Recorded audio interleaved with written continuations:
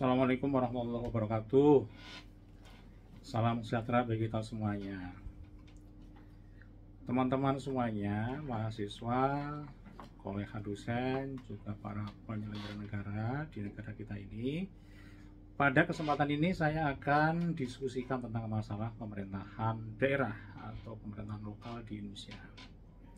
Pertama, saya akan bicara tentang dari mana sih ada pemerintahan di Indonesia itu, baik pemerintahan secara umum maupun pemerintahan daerah atau pemerintahan lokal di Indonesia ini. Nah, saya akan ceritakan tentang sejarah pemerintahan di Indonesia itu supaya kita tahu konteksnya kekinian dan awal mulanya seperti apa. Jadi begini teman-teman semuanya. Jadi pemerintahan modern di Indonesia itu yang membuat adalah orang Belanda. Belanda tapi Belanda Prancis. Kok bisa Belanda Prancis, gimana ceritanya? Begini. Jadi sebelum VOC datang ke sini, yaitu VOC itu sebuah perusahaan dagang, kongsi dagang dari Belanda. Datang ke sini itu berdagang, mencari rempah-rempah, karena waktu itu jadi pada abad ke-14-15 ini harga rempah-rempah di Eropa sana itu harganya sangat tinggi.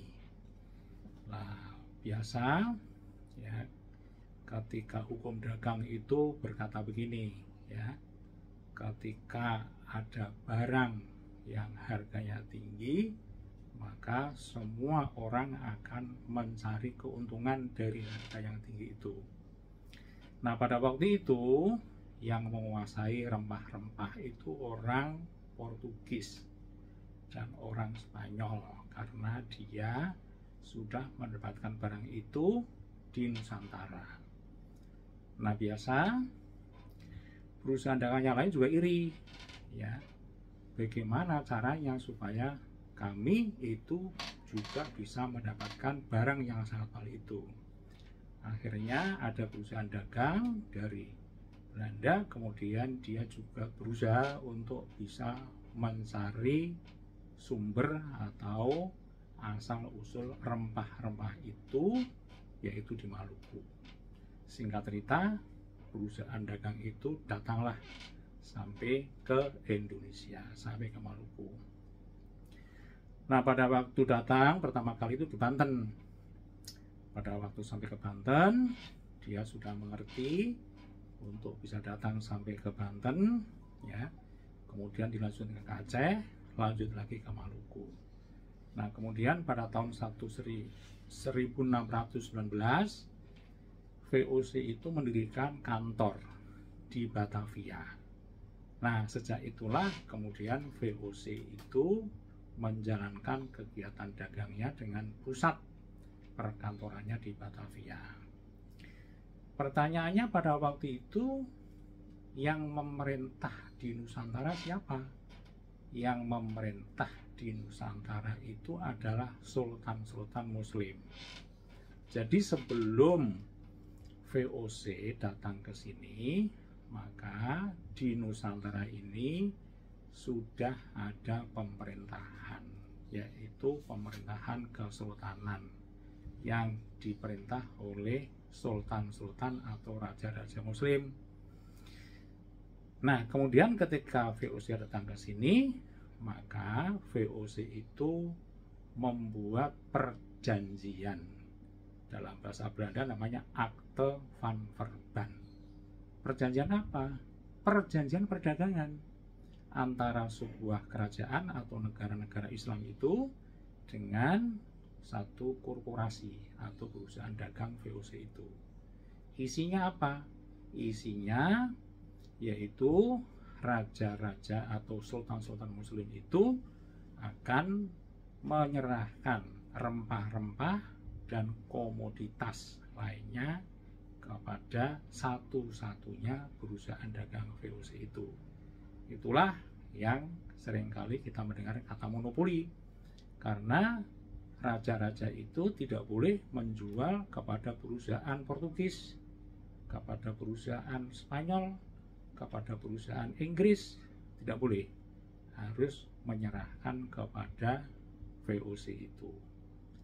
Nah, kemudian VOC itu karena makin besar, memerlukan kegiatan operasional yang banyak, ditambah lagi dengan terlibat perang-perang mendukung para sultan itu yang berantem berebut kekuasaan, akhirnya bangkrut.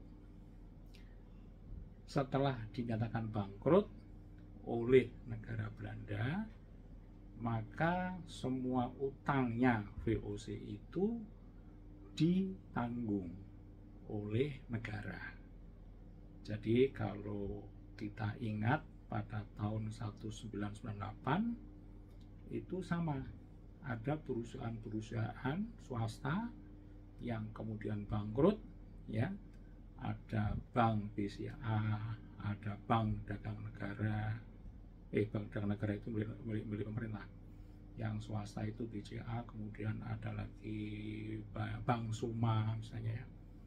Dan lain-lain itu bangkrut, kemudian utangnya diambil alih oleh negara, namanya dana BLBI itu ya waktu itu, ya.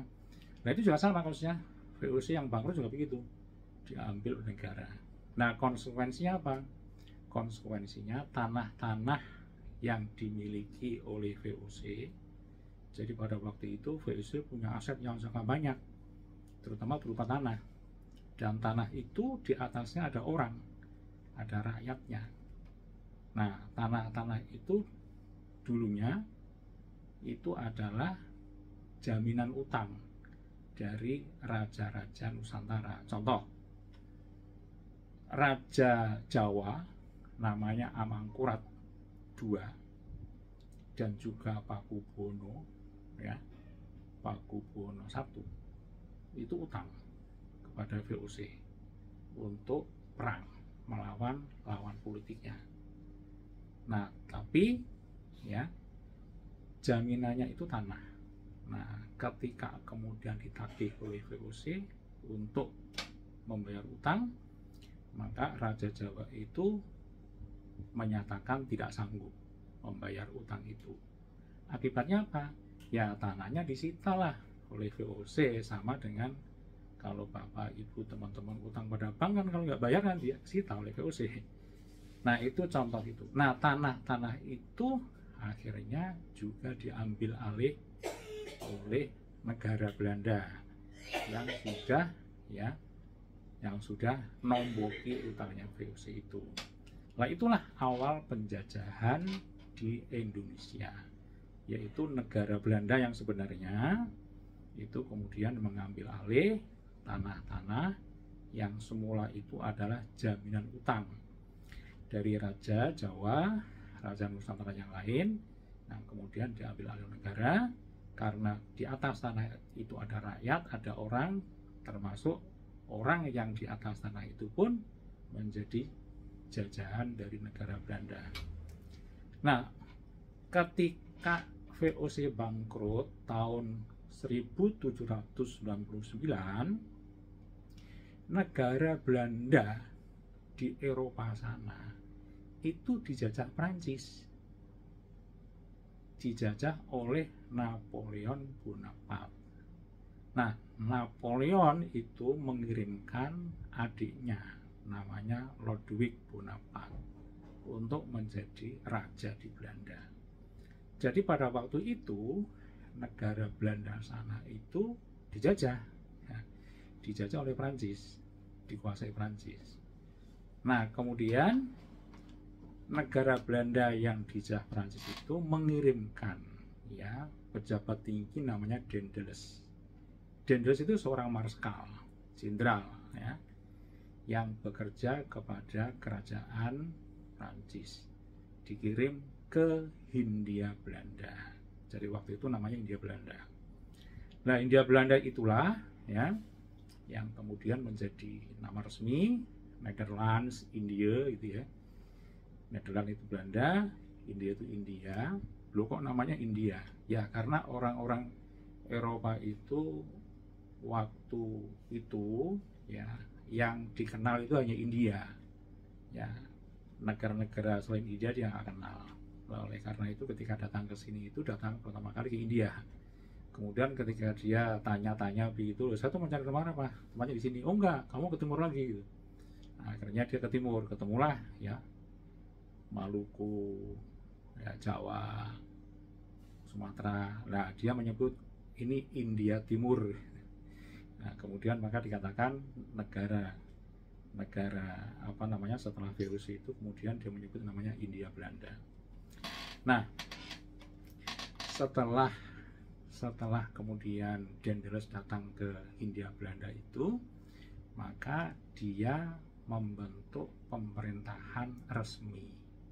Jadi kalau sebelumnya itu VOC tidak membentuk pemerintahan karena yang memerintah adalah para sultan-sultan itu, ya, maka sejak Daendels berkuasa di Hindia Belanda, maka dibentuklah satu pemerintahan resmi yang meniru pemerintahan di Perancis, juga diterapkan di Belanda yang dijajah Perancis itu.